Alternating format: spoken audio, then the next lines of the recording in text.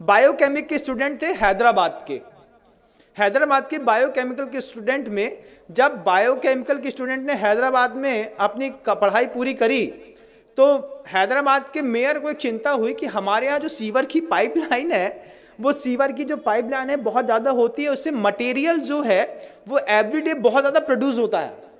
तो मटेरियल को डिसॉल्व करने के लिए उनके पास कोई स्पॉट या कोई चीज़ दिखाई नहीं दे रही थी। आप क्या सोचते हैं कोई क्या कर सकता है? जब ये क्वेश्चन मेयर के दिमाग में खड़ा हुआ कि जो मतलब मैन का बायो प्रोडक्ट है, जो भी मल वगैरह निष्कासित होता है, तो सीवर कनेक्टेड कर दिया, सबके यहाँ के सेप्टिक टैंक हैदराबाद में अलग कर दिए। अब कनेक्टिविटी बना करके सीवर की पाइपलाइन से पूरे हैदराबाद का जो मल है वो एक जगह पर स्टोर होता था। तो उसको ख़त्म करने के लिए क्या दिमाग कोई चलाएगा? तो बायोकेमिकल के स्टूडेंट ने उसमें लिक्विड क्लोरीन डाल करके उस पीले को वाइट कर दिया, और पीले को वाइट करने के बाद उसमें से उसकी स्मेल गायब कर दी। क्लोरीन NaCl, आपने अगर नमक का सूत्र सुना हो तो बंधुओं, मतलब सोडियम अलग होता है, क्लोराइड अलग होती है, NaCl2 ये उसका रासायनिक फॉर्म है।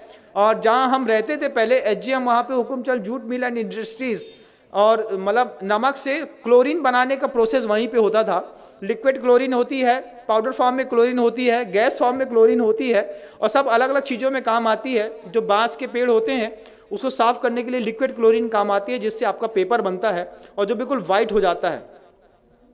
तो वो बायोकेमिकल के जो स्टूडेंट हैं, वो बायोकेमिकल के स्टूडेंट ने पूरे के पूरे जो मल हैदराबाद के बाहर इकट्ठा होता था उसमें क्लोरीन को डाल करके मिक्सअप करके पीले से वाइट कर दिया। फिर जो वो पूरा एक पेस्ट के रूप में था उसको ड्रायर में डाल करके सुखा दिया, उसका पाउडर फार्मिंग कर दी। और सबसे बड़ी बात तो ये है कि कानपुर की गुटखा फैक्ट्रियों में बेच करके बड़ी बड़ी कंपनियों के गुटकों में पैक होकर के वो मल लोगों को पाउच में अंदर तक खिला दिया। ये ज्ञान के दुरुपयोग का युग है बंधुओं।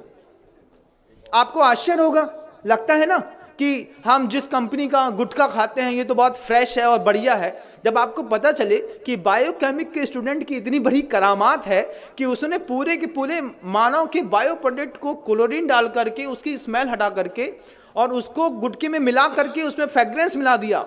फ्रेग्रेंस का कारोबार कितना बड़ा है कभी आप सोच भी नहीं सकते, कुछ नहीं सोच सकते। और आपको तो खुलते ही साथ ही खुशबू आती है, एक तेज स्मेल।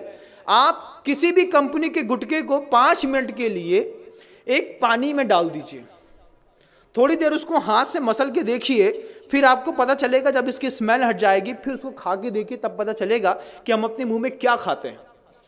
उसमें चूना और कांच दोनों मिलाया जाता है कि कांच से बारीक कांच का पाउडर रहता है जिससे आपकी जबान थोड़ी सी कटती है, और चूना उसके ऊपर लगता है तो आपको थोड़ी सरसराहट सी होती है। इसके चक्कर में आप बार बार माउथ फ्रेशनर के रूप में ऐसे पाउच के प्रोडक्ट खाते हैं। बायोकेमिक के स्टूडेंट ने पूरा का पूरा मानव मल उठा करके पाउचों में पैक करके कानपुर की गुटखा फैक्ट्री में जा करके एक बार ऑब्जर्वेशन तो करिए बंधुओं, तब समझ में आएगा ये गुटखा खाने वाले लोग सुबह सुबह मानव का मल खा करके अपनी जिंदगी की शुरुआत करते हैं। ये बायोकेमिक के स्टूडेंट का कमाल है। हड्डियों का ढेर मिलता है, दुनिया भर की चीजें मिलती हैं। स्मॉल स्केल इंडस्ट्रीज, 3 शब्द याद रखिएगा। क्या?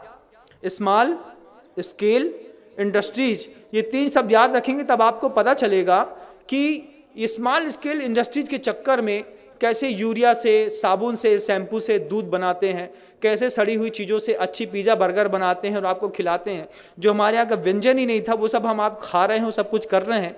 ये स्मॉल स्केल इंडस्ट्रीज़ का कमाल है।